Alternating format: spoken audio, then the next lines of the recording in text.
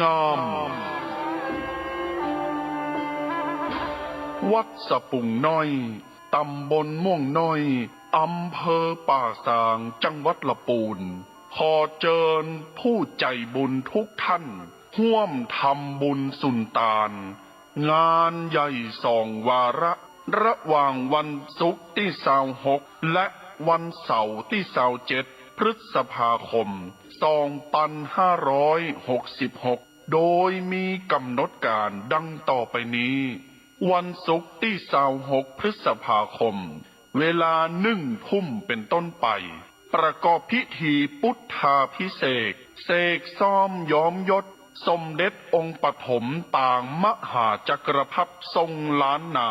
พระประธานศาลาหอฉันอุดมสมสุขวัดสะปุงน้อย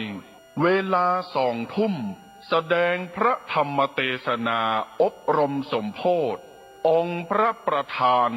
ศาลาหอฉันอุดมสมสุขสมเด็จองค์ปฐมปางมหาจักรพรรดิล้านนาวันเสาร์ที่27พฤษภาคม2566เวลาตี 5ประกอบพิธีเบิกพระเนตรหรือไข่ตาพระเจ้าพระประธานศาลาหอฉันอุดมสมสุขท่านได้คำศาสนาเวลา9:39 นาทีพระสงฆ์พิธี30 รูปประกอบพิธีเจริญพระพุทธมนต์ในงานประเพณีส่งน้ำอธิธาตุและหูปเหมือนหลวงปู่ครูบาอ้ายอินทปัญโยอดีตเจ้าอาวาสวัดสะปุงน้อยเป็นสิ่งที่เรายึดถือบูชาภายในงานนี้มีมโหรสพสมโภชตลอดทั้งงานเช่นแห่ปืนเมืองประยุกต์คณะเพชรรุ่งนาตราชการประกวดฮ้องเพลงไทยลูกทุ่งแข่งขันประชันกองหลวงล้านนารำวงย้อนยุคและในงานนี้เชิญทุกท่านพบกับดารานักแสดงชื่อดังที่จะมาร่วมเป็นเกียรติภายในงานเช่นก๊อฟกันภักดีวิจิตรบูมภาคภูมิเก้าธานชนและดารานักแสดงทีมงานละครเรื่องเลือดเจ้าพระยาทางช่อง3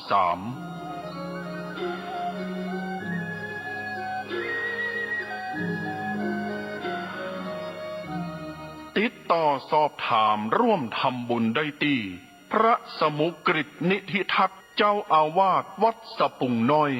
เบอร์โทรศัพท์063-756-1681กินตาลหยาดน้ำนาบุญหลวงหลายจักสุขสบายชาตินี้ปลายหน้า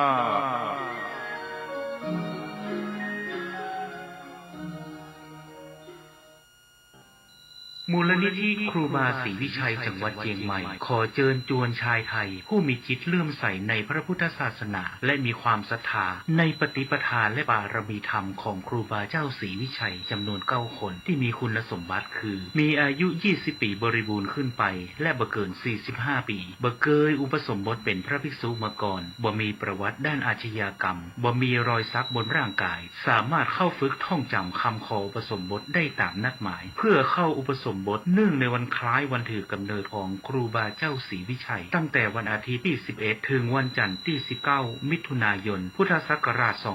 2566ชื่อรุ่นเทิดธรรมาธิปไตยณพัทธสีมาวัดพระสิงห์วรมหาวิหารแล้วไปเข้ารับการฝึกปฏิบัติวิปัสสนากรรมฐานณวัดร่ำเปิงตะโปธารามพระอารามหลวงโดยบ่ต้องเสียค่าใช้จ่ายใดๆแต่สามารถร่วมบริจาคสมทบได้ตามจิตศรัทธาติดต่อสอบถามรายละเอียดและสมัครโดยตรงได้ที่นายพยูนมีทองคำประธานกรรมการมูลนิธิครูบาศรีวิชัยโทรศัพท์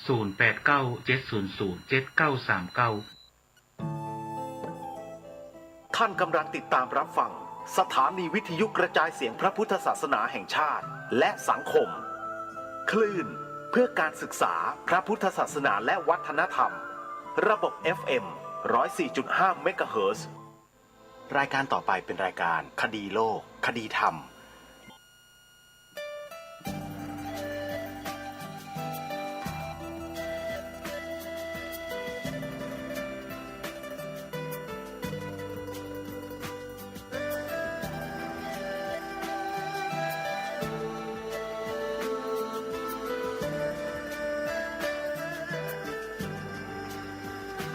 กล้าคิดก็ต้องกล้าทำอย่ากลัวถ้าทำความดีเร่งศึกษาปัญหาให้ทันท่วงทีเมืองไทยจะพัฒนากว่านี้รายการดีคดีโลกคดีธรรมขอรำพันบรรยายความคิดเครื่องหมายแห่งสีทั้งสามงามถนัดขาวคือบริสุทธิ์สีสวัสดิ์หมายพระไตรรัตน์และธรรมะคุ้มจิตไทยแดงคือโลหิตเราใสซึ่งยอมสละได้เพื่อรักษาชาติศาสนาน้ำเงินคือสีโสภาอันจอมประชาถ้าโปรดเป็นของส่วนองค์จัดริ้วเข้าเป็นไตรรงค์จึงเป็นสีธงที่รักแห่งเราชาวไทยทหารอวตารนำไปยงยุทธวิชัยวิชิตก็ชูเกียรติสยามประเทศไทยที่เจริญมั่นคงมาได้จนถึงทุกวันนี้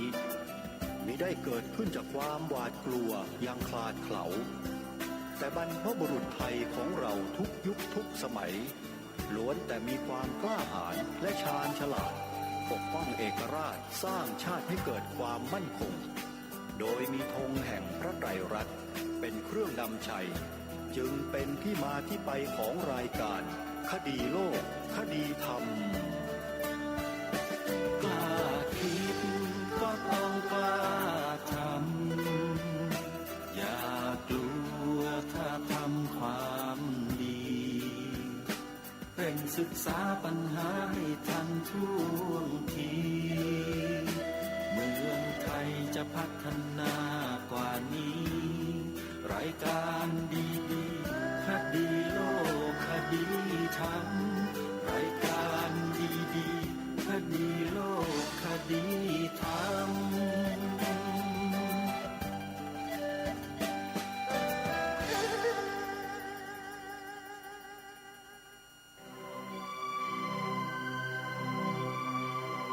พระบรมราโชวาทพระบาทสมเด็จพระเจ้าอยู่หัวในมหาสมาคมณพระที่นั่งอมรินทร์วินิจฉัยในพระบรมมหาราชวังโดยที่พระพุทธศาสนาเป็นศาสนาประจำชาติของเราทั้งตามความศรัทธาเชื่อมั่นของข้าพเจ้าเองก็เห็นเป็นศาสนาที่ดีศาสนาหนึ่งเนื่องในบรรดาสัจธรรมคำสั่งสอนอันชอบด้วยเหตุผลจึงเคยคิดอยู่ว่าถ้าโอกาสอำนวยข้าพเจ้าควรจะได้บวชสักเวลาหนึ่งตามราชประเพณีซึ่งจะเป็นทางสนองพระเดชพระคุณพระราชบูรพการีตามคตินิยมด้วยและนับตั้งแต่ข้าพเจ้าได้ครองราชย์สืบสันตติวงศ์ต่อจากสมเด็จพระเชษฐาธิราชก็ล่วงมากว่า10 ปีแล้วเห็นว่าน่าจะถึงเวลาที่ควรจะทำตามความตั้งใจไว้นั้นแล้วประการหนึ่งที่จะบรรพชาอุปสมบทในวันที่22 เดือนนี้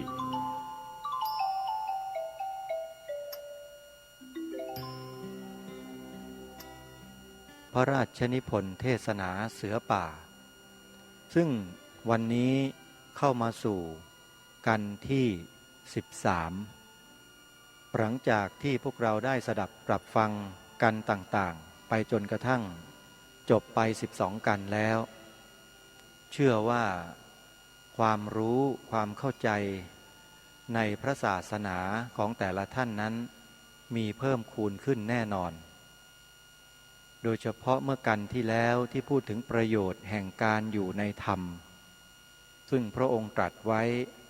ถึงความที่คนไทยเราจำพวกหนึ่งที่มักนิยมความศิวิไลของต่างชาติพยายามตะเกียกตะกายที่จะลอกเลียนแบบเอาอย่างเขาทั้งที่ของดีในประเทศในชาติบ้านเมืองของตนเองเนี่ยดีกว่าเขาตั้งเยอะแต่ดันตะเกียกตะกายอยากจะได้แต่ของหยาบของที่มีคุณค่าน้อยกว่าพระองค์ทรงถึงกับตรัสว่าความเข้าใจผิดอันนี้ย่อมบังเกิดขึ้นเพราะความรู้ตื้นของตนเองขาดความพิจารณาและอาศัยความปรารถนาที่จะประพฤติตนให้เป็นคนศิวิไลจึงต้องตั้งใจเอาอย่างฝรั่งมากที่สุดที่จะเอาอย่างได้และคนจำพวกนี้ก็มักจะทิ้งธรรมประเพณีซึ่งพ่อแม่ปู่ย่าตายายของตนเองได้ถือมาแล้วแต่ก่อนและสั่งสอนตนมาและมุ่งหมายว่าจะถือเอาธรรมประเพณีของฝรั่งผู้ซึ่งนิยมว่าเป็นมนุษย์จำพวกศิวิไลกว่าชาวเราเองนั้นทีเดียวความมุ่งมา่ปรารถนาเช่นนี้ถ้าสามารถจะทำไปให้เป็นผลสำเร็จจริงก็ไม่สู้กับอะไรนักคือถึงแม้ว่าจะทิ้งประเพณีประพฤติธรรมจรรยาอย่างแบบไทยไปใช้แบบฝรั่งในที่สุดก็คงได้ผลคล้ายคลึงกันนั่นเองเพราะหลักแห่งธรรมะย่อมเหมือนกันหมดทั้งโลกท่านสาธุชนทั้งหลายคุณค่าของบทพระราชนิพนธ์เทศนาเสือป่าอยู่ตรงนี้นี่แหละอยู่ตรงที่เราได้รู้ในสิ่งที่เราไม่เคยรู้มาก่อนและเป็นสิ่งที่ประเสริฐสูงสุดยากแก่การที่ใครจะมอบให้กับพวกเราได้นอกจากพระองค์ท่านเท่านั้นวันนี้จะนำเสนอในกันต่อไปเป็นกันที่13มีชื่อว่าหลักแห่งความประพฤติชอบทรงแสดงณวันที่21มีนาคมพระพุทธศักราช2458มาติดตามรับฟังได้พร้อมๆกันณบัดนี้คราวนี้จะกล่าวอนุสนธิความตามต่อกันนี้คือข้อสำคัญมีอยู่ที่ว่าการถือธรรมะเป็นประโยชน์เป็นเครื่องป้องกันตัวของเราเองเป็นแน่นอนและป้องกันคณะป้องกันชาติด้วยข้าพเจ้าได้ขอให้ท่านทั้งหลายต่างคนต่างพยายามที่จะแลเห็นความจริงข้อนี้และพยายามที่จะประพฤติตั้งตนให้อยู่ในศีลในธรรมส่วนใจข้าพเจ้าเองยังอยากเชื่ออยู่เสมอว่าโดยส่วนมากคนไทยเราแท้จริงมีความพอใจในการตั้งอยู่ในศีลในธรรมและเป็นเช่นนี้มาช้านานแล้วไม่ใช่เพิ่งเป็นและการรักษาธรรมจริยาเป็นของที่ฝังอยู่ในเลือดของคนไทยมาช้านานแล้วสิ่งไรที่ทำให้มนุษย์ได้รับความนับถือของเพื่อนบ้านสิ่งไรทำให้มนุษย์อยู่สุขในคณะของตัวเองและอยู่สุขด้วยกับเพื่อนบ้านต้องนับว่าเป็นสิ่งที่ดีเป็นสิ่งที่เป็นพยานว่ามนุษย์เหล่านั้นถึงซึ่งความรุ่งเรืองโดยแท้จริงซึ่งในสมัยนี้เรามักเข้าใจเรียกกันว่าศิวิไลศิวิไลแปลว่ากระไร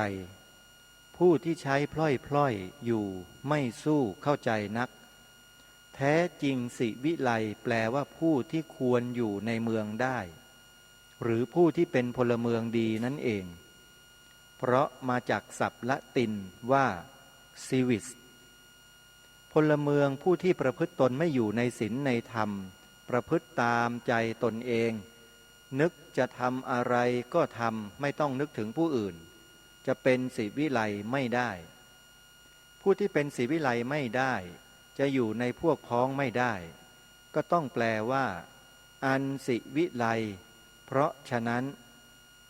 เป็นที่น่าอัศจรรย์ที่คนชั้นใหม่บางพวกอ้างตนว่าศิวิไลแต่ความประพฤติไม่ศิวิไลเลยคือความประพฤตินึกแต่จะตามใจตัวเองอย่างเดียวสิ่งไรสะดวกแก่ตัวเองแล้วสิ่งนั้นนับว่าเป็นใช้ได้ทั้งนั้นคำที่ยกขึ้นแก้ว่า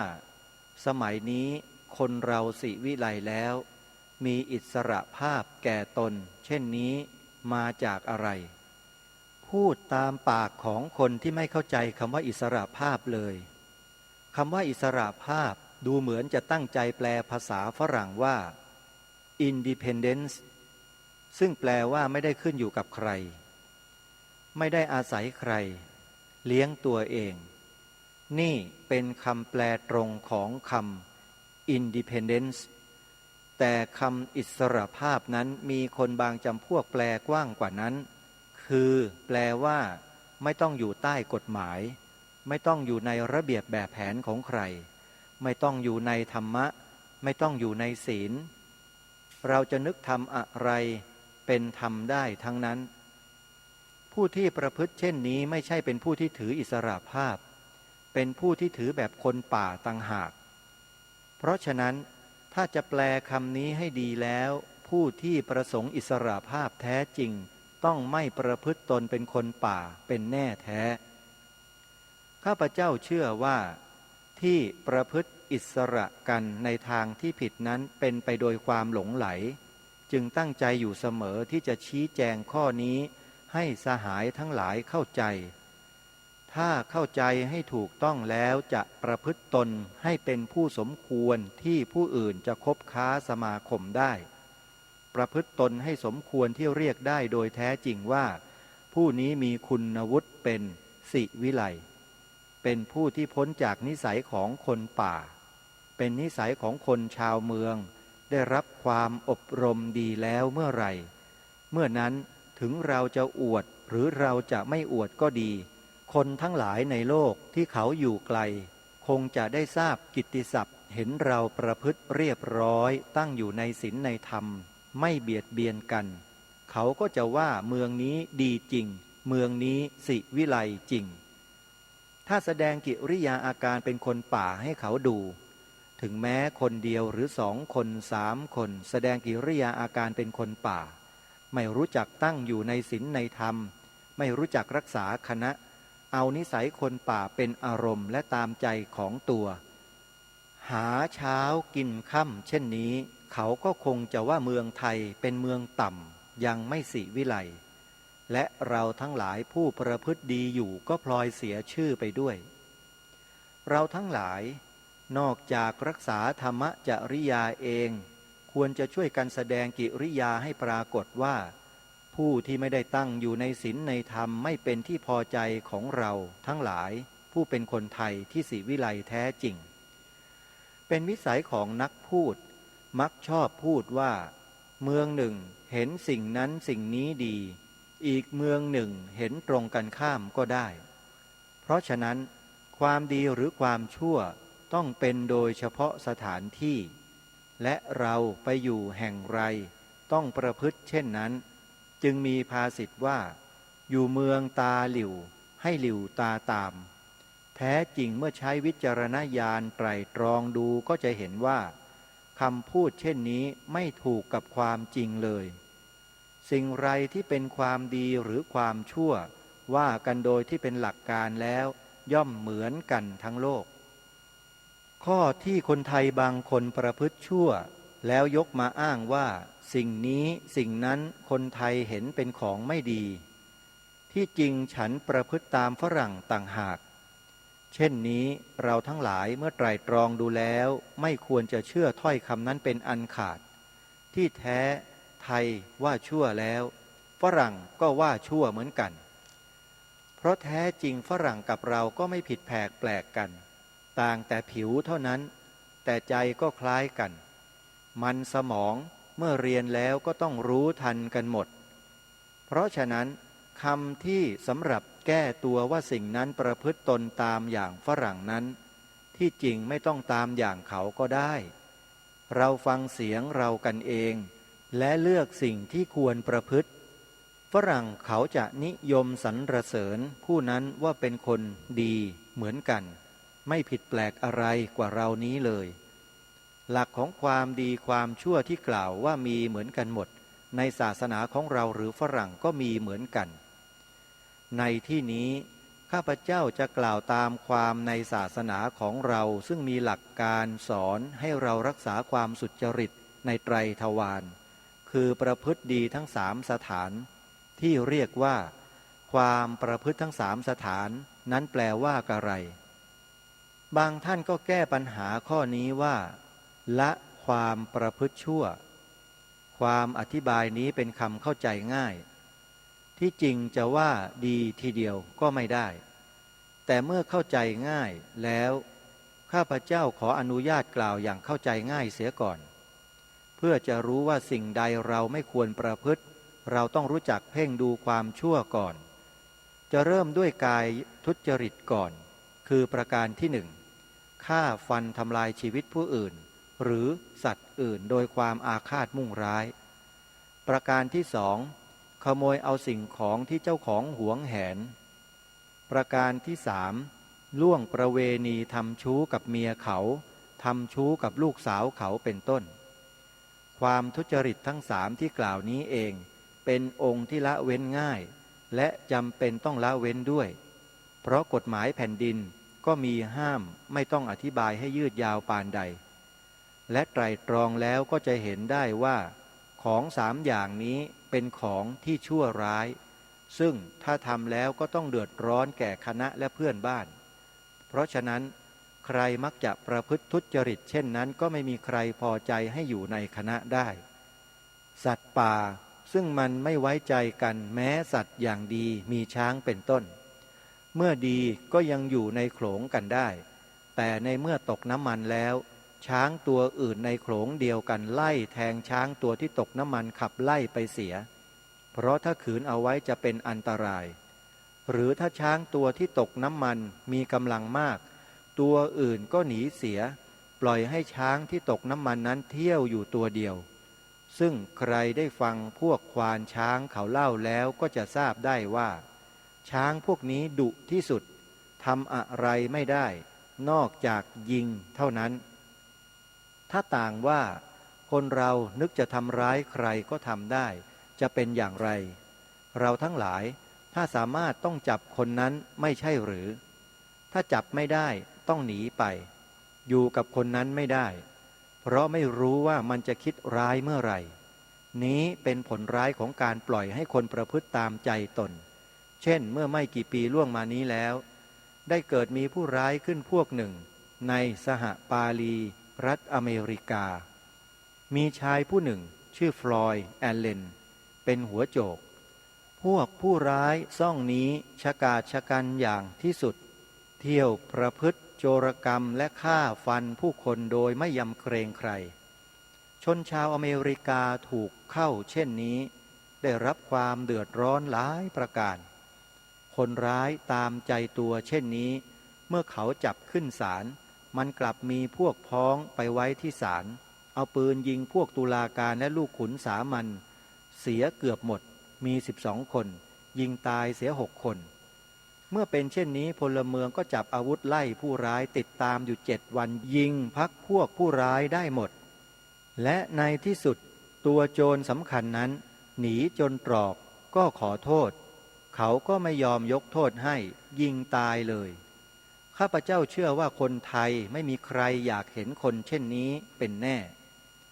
การทุจริตคือลักขโมยข้าพเจ้าได้กล่าวแล้วว่ามีกฎหมายลงโทษแต่ถ้าเราจะเป็นคนดีเราควรจะเว้นจากขโมยหรือทำชั่วไม่เฉพาะเพราะกลัวถูกลงโทษเราต้องนึกเห็นและนึกถึงใจผู้อื่นเขาว่าแต่เราไม่ใช่เจ้าของยังอยากได้เจ้าของเขาจะไม่หวงของเขาหรือเมื่อเป็นเช่นนี้เราแย่งมาจะเห็นได้ว่าเราไม่ใช่คนดีข้อนี้เป็นข้อที่เห็นง่ายแต่น่าอัศจรรย์ที่การขโมยมีอยู่ทั่วโลกและมีคนบางจำพวกกลับสงสารขโมยด้วยซ้ำโดยเห็นเป็นผู้ตกยาก แต่ทำไมจะมัวนึกถึงแต่ใจของขโมยเท่านั้นใจของเจ้าของทรัพย์ก็เหมือนกันยังมีทุจริตอีกอย่างหนึ่งซึ่งนับว่าเนื่องในกายเหมือนกันคือการดื่มน้ำเมาข้อนี้ข้าพเจ้าขออธิบายส่วนตัวข้าพเจ้าเองว่าข้าพเจ้าจะได้เป็นผู้ที่ละเว้นไม่กินเสียเลยหามิได้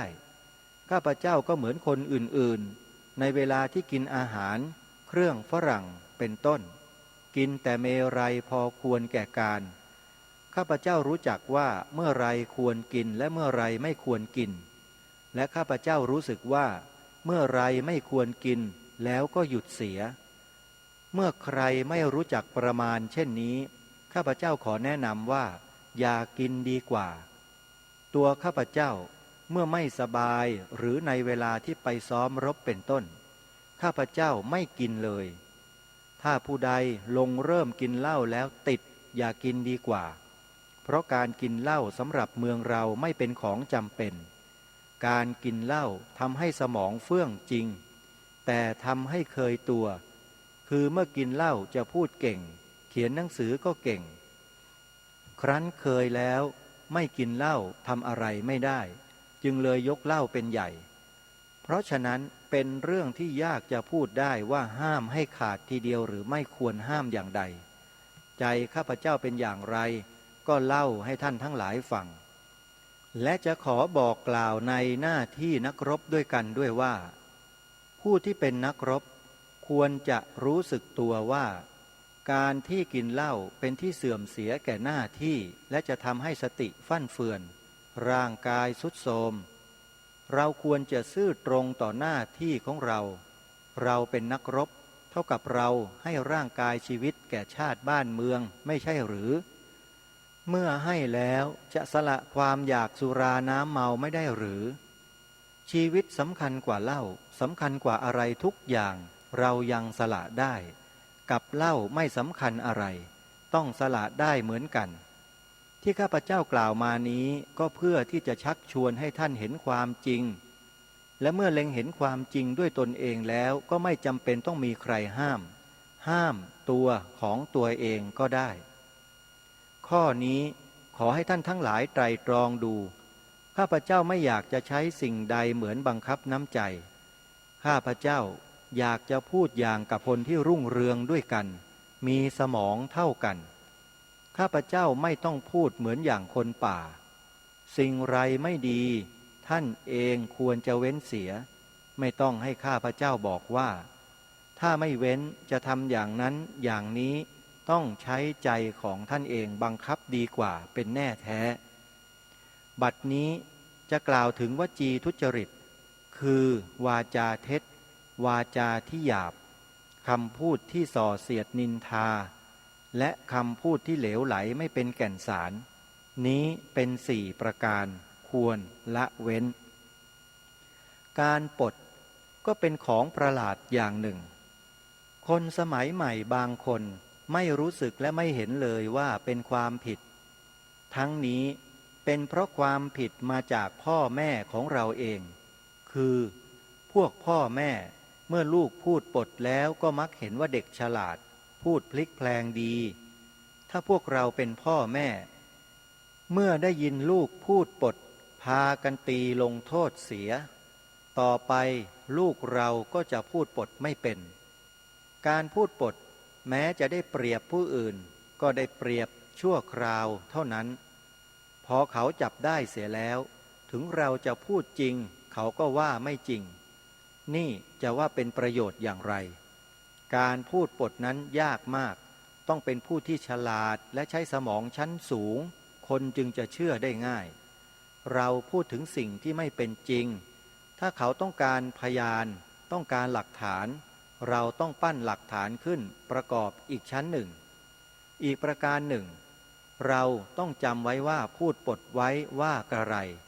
ซึ่งเปลืองเวลาและสมองเสียแล้วต่างว่ามีคนถามเราว่าต้นไม้ข้างพระที่นั่งสามัคคีสีอะไรเราตอบตามจริงว่าสีเขียวอีก8 ปีถามก็สีเขียวอยู่นั่นเอง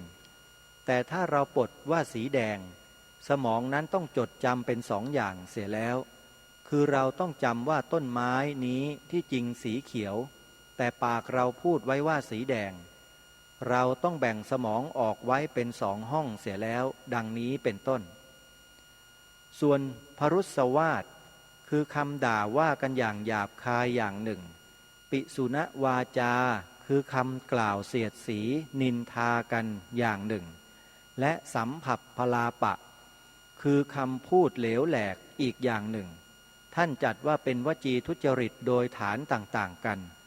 ซึ่งผู้มีสติปัญญาอาจจะไตร่ตรองดูรู้ได้โดยวิจารณญาณว่าล้วนเป็นสิ่งซึ่งหาประโยชน์บ่มิได้ทั้งแก่ตนเองและผู้อื่นคำด่าว่ากันให้เป็นที่เจ็บแค้นย่อมเป็นเครื่องก่อเวรเพราะความไม่ปรองดองในระหว่างชนซึ่งควรจะเป็นเพื่อนบ้านกันคำเสียดสีนินทากันย่อมเป็นเครื่องเพราะความแตกร้าวในคณะโดยเหตุที่ทำให้ชนร่วมคณะบังเกิดความกินใจซึ่งกันและกันเหตุฉะนี้ทั้งคำด่าหยาบคายและคำเสียดสีนินทาจึงไม่เป็นคำซึ่งผู้ฉลาดควรจะใช้และจะหาผลดีได้ไม่เท่าเสียเลยส่วนคำพูดเหลวแหลกนั้นกล่าวโดยย่อก็นับว่าทำให้เปลืองเวลาโดยไม่เป็นแก่นสารท่านจึงจัดว่าเป็นวจีทุจริตด้วยสถานที่3มโนทุจริตเนื่องด้วยดวงจิตคือความคิดอาฆาตจองร้ายความเกลียดชังความอยากได้ของเขาเป็นต้นความทุจริตที่ปรากฏออกมาในทางวาจาก็ดีทางกายก็ดีย่อมเกิดขึ้นในดวงจิตของเราก่อนใจเราถ้าไม่กำกับให้ดีแล้วย่อมจะเป็นเหมือนอย่างม้าพยศซึ่งนายสารถีผูกไม่มั่นคงอาจจะพาบุคคลไปตกทุกข์ได้เพราะฉะนั้นจะมีพุทธภาษิตปรากฏว่าการทรมานจิตของตนเองเป็นของยากแต่จะเป็นของที่นำไปสู่ผลความดีที่ได้เป็นแน่แท้แต่การทรมานจิตไม่ใช่ของง่ายเลยเพราะไม่มีผู้ใดที่จะช่วยตักเตือนอยู่เสมอและไม่มีผู้ใดเตือนได้ดีเหมือนตัวของตัวเองถึงแม้จะอยู่ในสมาคมบัณฑิตซึ่งเขาเจรจาแต่สิ่งที่ดีงามก็มีเวลานอนและในเวลานอนก็นึกถึงของที่ไม่ดีได้เสียแล้วเพราะฉะนั้นเป็นการที่ยากลำบากอยู่ผู้ที่เป็นคนกล้าหาญได้ชนะศึกมาแล้วตั้ง100 ศึกได้ชนะศัตรูที่มีกำลังกายกำลังศาสตราวุธเก่งที่สุดแล้วบางทีก็ไม่สามารถจะชนะตัวของตัวได้เพราะฉะนั้นผู้ใดจะเป็นทหารก็ตามพลเรือนก็ตามถ้าผู้นั้นชำนะจิตของตัวเองได้คือชำนะความอยากจะประพฤติชั่วร้ายข่มใจตัวเองไว้ห้ามตัวเองไม่ให้ประพฤติทุจริตผู้นั้นนับว่าเป็นอัปปราชิตคือผู้ที่ไม่มีความพ่ายแพ้เป็นผู้ที่ชำนะอย่างประเสริฐชำนะศัตรูอันกล้าหาญยิ่งกว่าพระยามารคือตัวของเราเองซึ่งเป็นศัตรูผู้จะผลาญตัวเราถ้าชำนะตัวเราเองแล้วจะเป็นไม่แพ้ผู้ใดได้ทั้งจะเป็นผู้ชำนะภัยทั้งภายนอกภายในและผู้ใดชำนะตัวเองแล้วอาจจะชำนะคนทั้งหลายทั้งปวงได้ข้อนี้เป็นคำสั่งสอนของพระพุทธศาสนาของเราขอท่านทั้งหลายผู้เป็นพุทธศาสนิกชนจงตั้งใจฟังและเก็บไปไตรตรองเพื่อให้บังเกิดญาณทัศนะขึ้นในใจตนเองคือให้มีความเข้าใจและเห็นจริงในข้อความซึ่งเป็นพุทธภาษิตและคำสั่งสอนมาแต่โบราณกาลดังข้าพเจ้าได้แสดงมาแล้วในวันนี้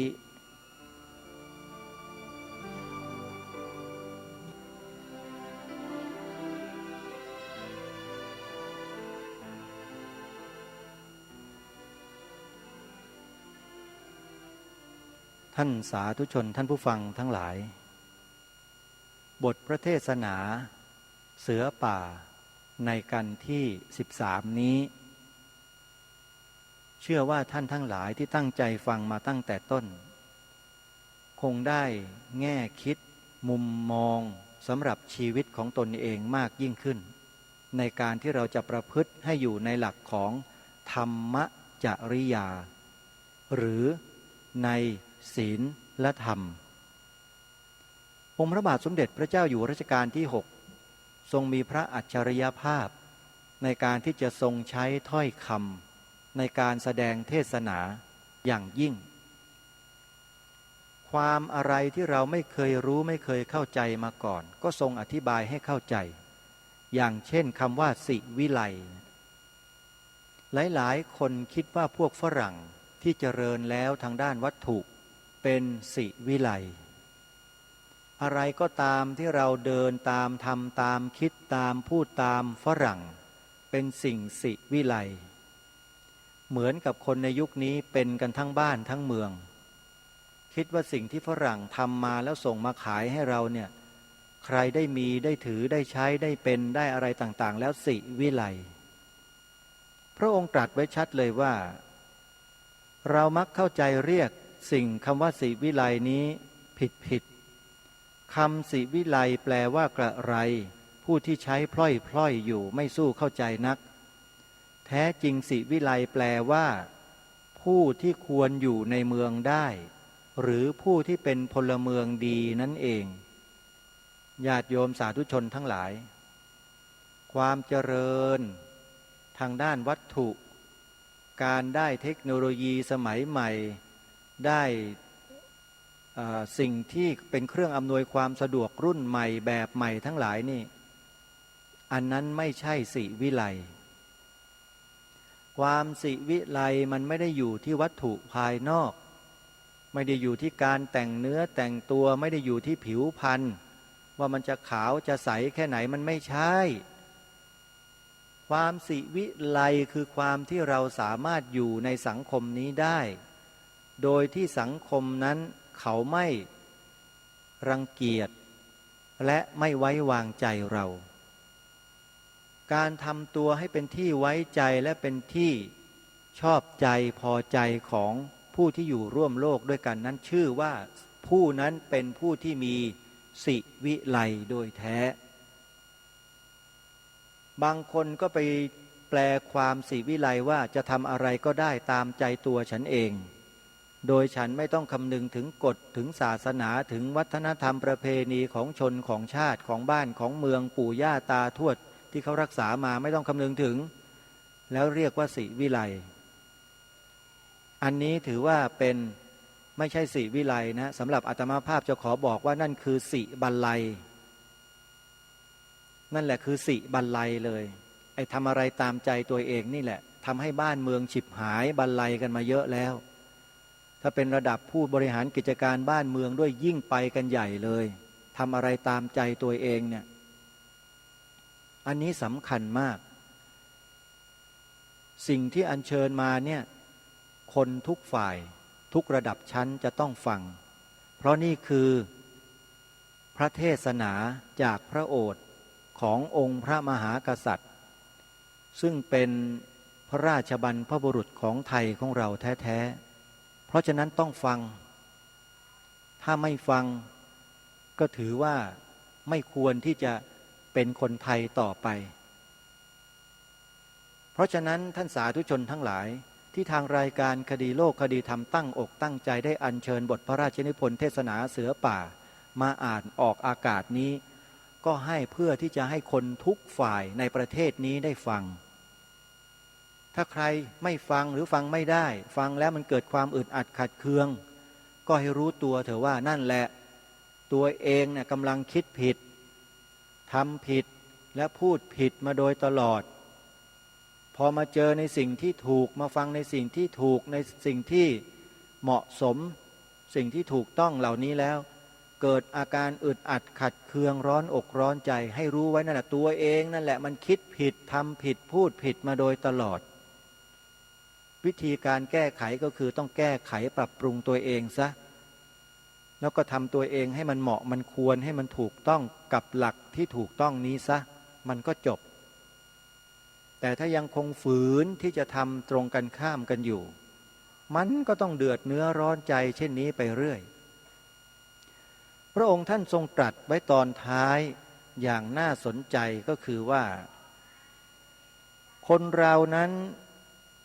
ถึงแม้จะเป็นผู้กล้าหาญชาญชัยชำนะศึกมาแล้วถึง100 ศึกพันศึกได้ชำนะศัตรูที่มีกำลังเก่งกาจสามารถมีศาสตราวุธที่เก่งที่สุดแล้วบางทีก็ไม่สามารถชำนะตัวของตัวเองได้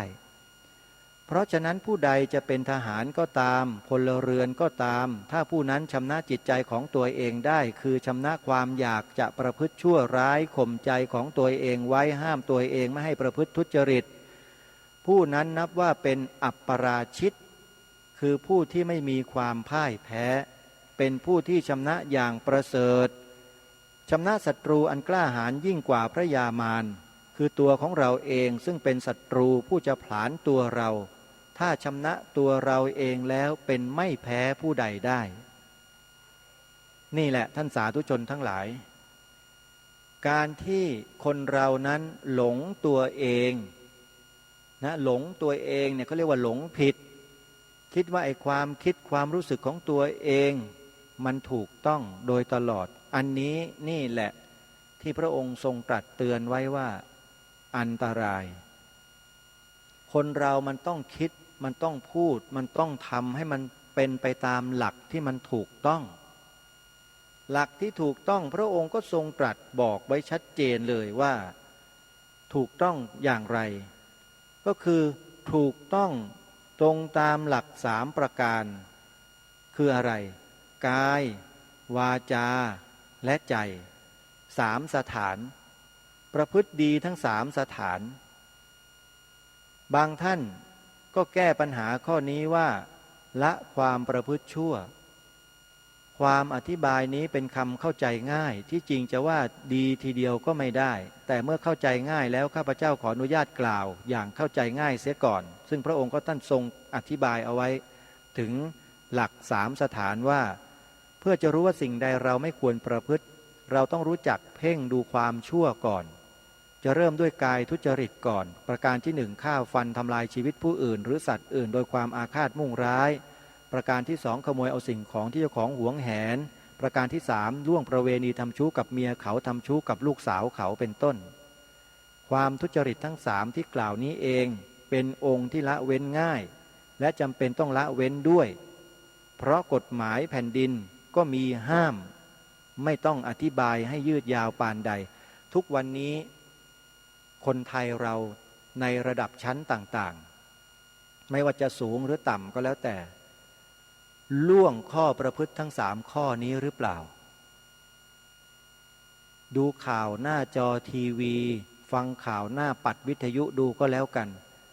มีแต่เรื่องการทุจริตผิดศีลทั้ง3ข้อนี้ทั้งนั้นเลยท่านว่าจริงไหมไม่เชื่อก็เปิดข่าวดูตอนเช้าสิเปิดดูได้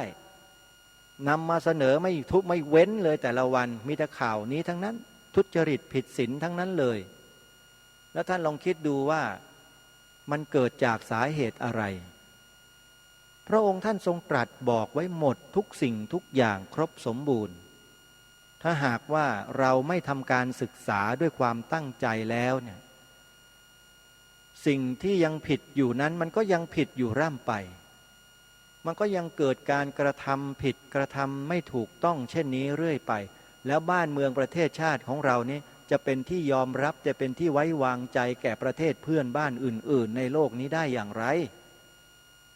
นี่แหละคือสิ่งที่พระองค์ท่านตรัสเตือนคนทุกระดับชั้นในประเทศไทยของเราเอาไว้ฟังแล้วก็นำพิจารณาศึกษาเรียนรู้แล้วนำไปประพฤติปฏิบัติเพื่อประโยชน์ส่วนรวมทั้งนั้นจึงขอฝากพวกเราทั้งหลายว่าอย่าเพียงแค่ศึกษาหรือฟังแบบจิ้มอย่างที่พระองค์ท่านทรงตรัสฟังแบบจิ้มบวชแบบจิ้มไม่เอาต้องศึกษาลงไปให้ลึกแล้วนำไปประพฤติปฏิบัติให้เกิดผลให้ได้อันนี้สำคัญมากนะฮะขอฝากเอาไว้ในกันต่อไปกันหน้าเป็นกันที่14นะเรื่องของพ พระองค์ท่านตรัสเรื่องของศีลในแต่ละข้อทั้ง5ข้อเลย ลองมาสดับปรับฟังในเรื่องของสิกขาบทของชาวพุทธของชาวไทยและชาวโลกทั้งหมดเลยว่ามีและเป็นอย่างไรในวันหน้า วันนี้เวลาของรายการหมดลงแล้วต้องขอสมมุติยุติไว้แต่เพียงเท่านี้ ขอความสุขสวัสดีจงมีแด่ท่านสาธุชนผู้ฟังทุกท่านทุกคนเทินขอเจริญพร